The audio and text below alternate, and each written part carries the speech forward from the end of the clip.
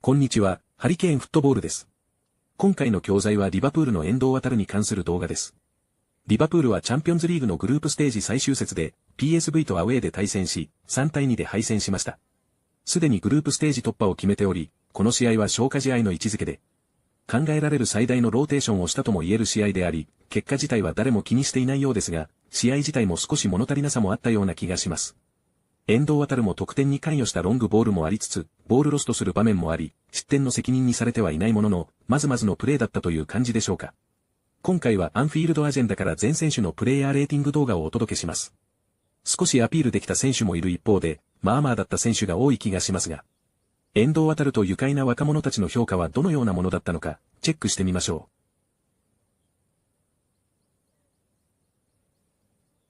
What is up, my friends? You are very welcome along to our player ratings video here on Anfield Agenda after Arne Slot's boys were beaten by 3-2 over in the Netherlands, a result that doesn't really have any impact because Liverpool still finished top of the Champions League format, meaning we have one of 4 potential opponents coming up in that draw on Friday. I'm going to go through, as I always do, giving the referee, the players, the substitutes and our manager a score out of 10. You'll see 2 images when we put up the scores. The image in the upper right hand corner will be the Anfield Agenda audience's average score. Ladies and gentlemen were kind enough to submit their player ratings to us in our match reaction video. And the big score you're going to see in the centre, of course, will be my score. Feel free to play along at home. Let us know your thoughts on the game in the comment section. Do drop a like on the video if you enjoy. But most importantly, my friends, don't forget to hit that subscribe button. Right, lots to get through. So let's start off with the referee. You know where I'm going to go with this one, don't you? The same as every one of you guys and girls watching. He was awful. He was in no way the reason we didn't win the game, but he was absolutely awful. So, for that, I'm giving him a 3.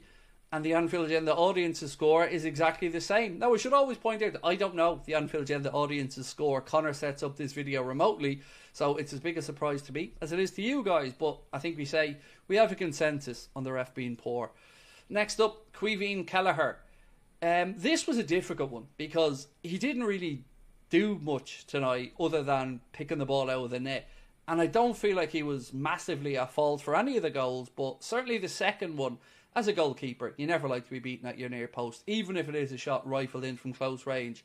So the kindest I can be today is say he didn't really do anything too much either way. So I've given him a score today of 5, and the Anfield Agenda audience a little bit higher with an average of 5.3. Next up, Connor Bradley. A bit of a mixed bag from Connor. Loads of energy and enthusiasm, as you'd already expect. Gets up and down that right-hand side. Made some good runs as well. But again, I would want a little bit more defensively, particularly when it comes to blocking crosses coming in.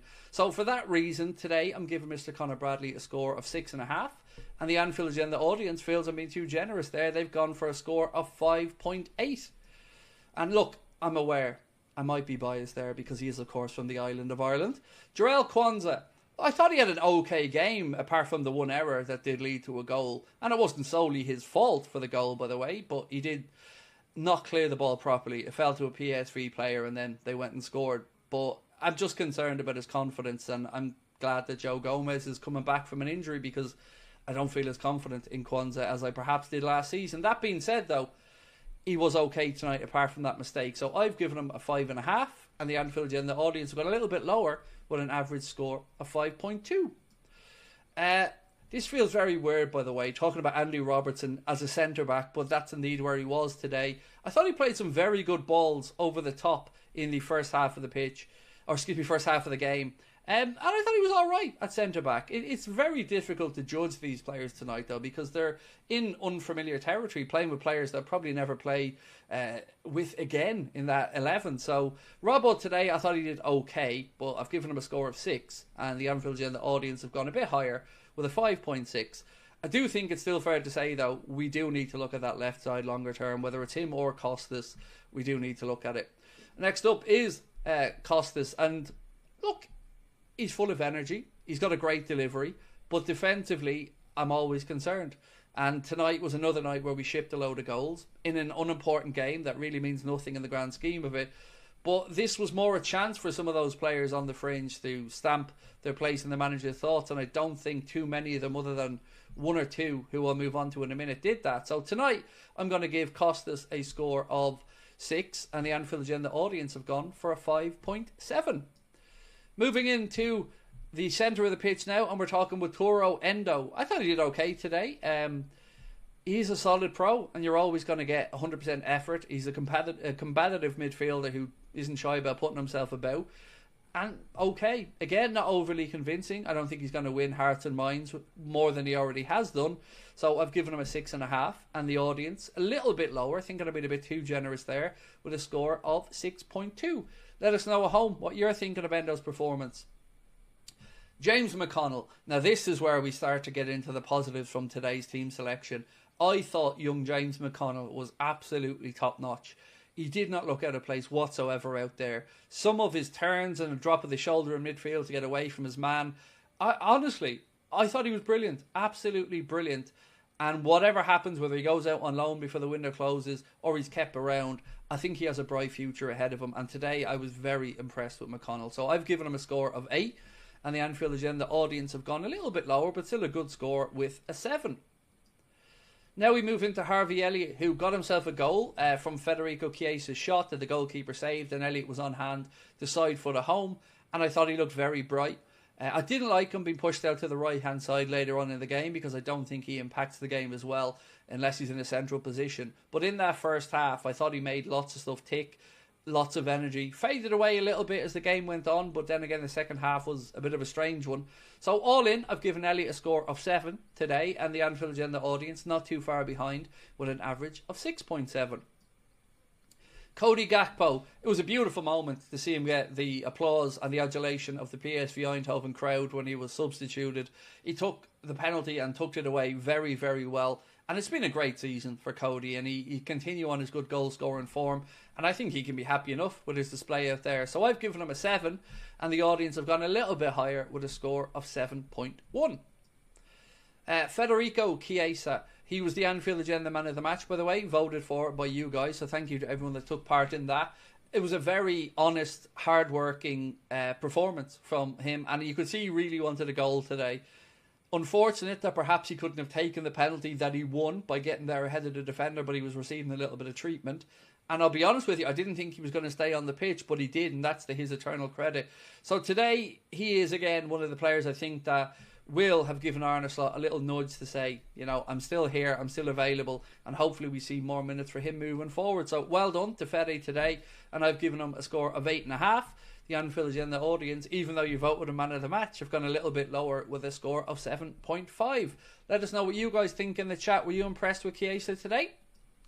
Now we move on to Jayden Danns, and a tinge of disappointment, and that's not really for anything that he did, to be honest. It's just we have such high expectations of this young man, and we want to see him score every time he takes to the pitch. And today I felt like it was maybe one little step too far from at this fledgling part of his career, and he does need to get more minutes, and that's more than likely what this was about.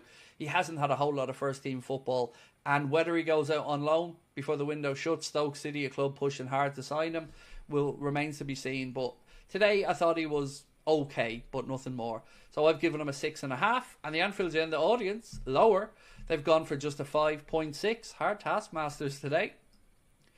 Next up, Tyler Morton, who will be moving on from Liverpool either in a permanent or in a temporary manner before the window shuts. And I thought he did very well when he came on. Good strike with his left foot from distance as well. He's a classy footballer, and there will be a place from a top-level football somewhere, whether it's at Liverpool or elsewhere, because he's too good not to. Today, though, I thought he did well when he came on, so I've gone for a 7. And you guys seemingly thought he did quite well as well, with an average score of 6.2. Moving on now to Trey Nyoni. I love Trey Nyoni. I do. I think he's a class act, and I think he is undoubtedly a player with a very, very bright future. I'd go as far as to say I was actually just a little bit disappointed that maybe he didn't start this game today. I think he might be coming back from an injury, though. Now, if I'm wrong on that, I apologise. But I thought he looked good when he came on. He's just a classy player, and you can see why we worked so hard to bring him in from Leicester. So I've given Trey Morris a score of 6.5, and the Anfield Agenda audience, hard taskmasters today again with a score of just 5.6. Moving on now to young Nallo, and look, I feel for him, as I'm sure you all do as well. Not exactly the way you would have wanted that night to go, but I don't think he should let his head drop whatsoever. It was about learning about the positioning for me in that moment, and I'm sure that Arna will work with him on it. I felt there was a covering defender personally, and the red card was harsh, but most importantly, I just want young Nello to know that nobody's going to judge him from this one. It's a learning experience, and that's all it was. We know he's a good defender, and we know he'll have many good days ahead of him, so don't let your head drop on this one. And I've given him a score tonight of 6.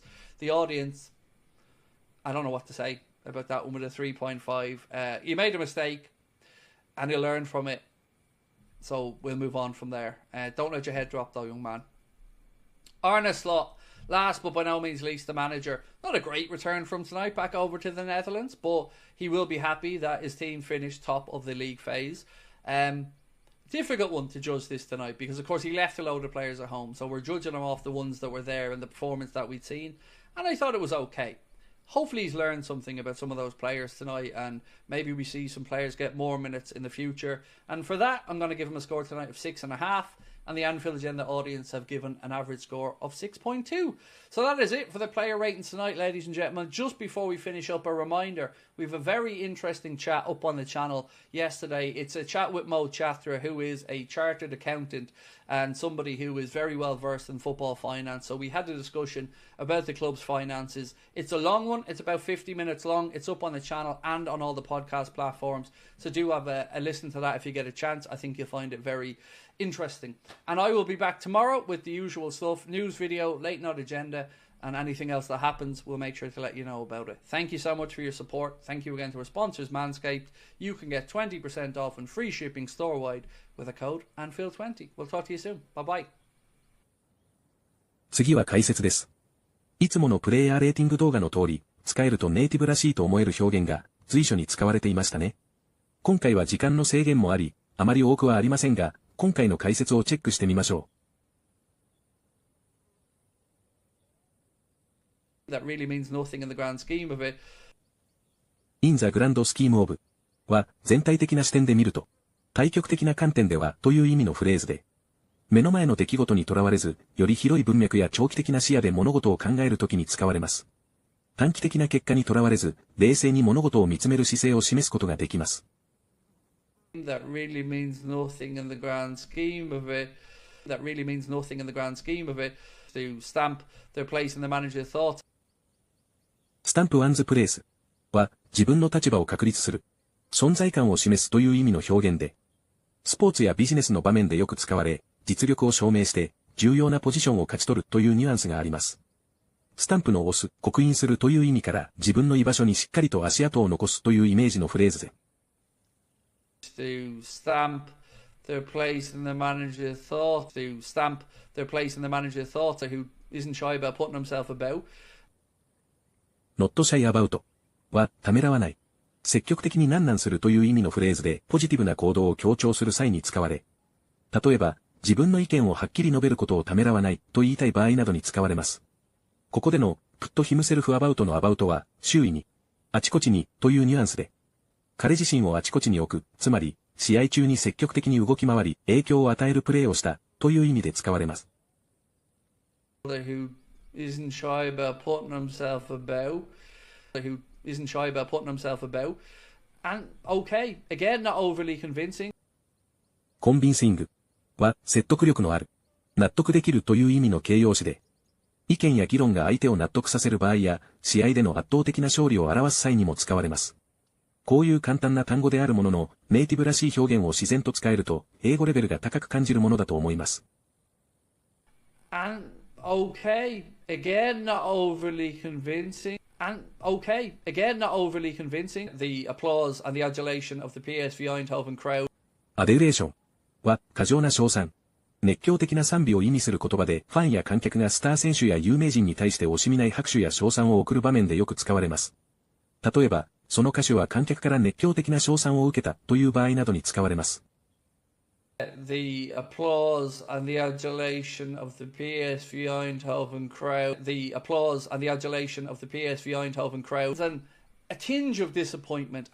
ティンジはわずかな色合い、ほのかな気配、かすかな影響という意味の単語で色や感情、特徴がわずかに加わっている状態を表します。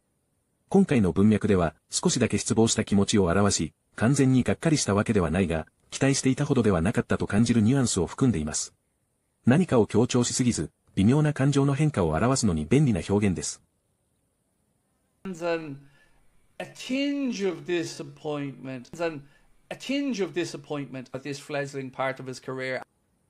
フレジリングは本来、巣立ちしたばかりのひな鳥を意味しますが、比喩的に駆け出しの未熟なという意味でも使われます。例えば、アフレジリングアスリートは経験の浅い若手アスリート。アフレジリングビジネスは立ち上げたばかりの企業という意味になります。今回の文脈では、彼のキャリアの初期段階というニュアンスで使われています。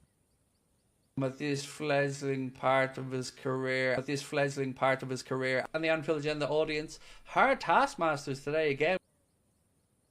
ハードタスクマスターズは厳しい評価を下す人、要求の厳しい指導者という意味の表現で、タスクマスターは仕事を厳しく管理する人を指し、ハードがつくことでさらに容赦のない、非常に厳しいというニュアンスが強調されます。And the Anfield Agenda audience, hard taskmasters today again. And the Anfield Agenda audience, hard taskmasters today again, who is a chartered accountant. チャータードは公認の特許を受けた貸し切りのという意味の形容詞で、特に専門職の資格を持つ人、例えば公認会計士、公認技術者などを指す際に使われます。また、政府や機関によって認可を受けた企業や銀行、大学などにも使われ、公認銀行をチャータードバンク、公認教育機関をチャータードインスティチューションのように表現されます。Who is a chartered accountant, and somebody who is very well versed in football finance. バースドは精通している。何々に詳しいという意味で通常、ビーバースドインの形で使われます。専門知識やスキルを持つ人を表す際によく使われ、ウェルバースドやハイリーバースドとすることで、その分野への深い理解を強調できます。ビジネス、科学、芸術、法律など、あらゆる分野において、専門知識を持つ人を表す便利な表現です。And somebody who is very well versed in football finance.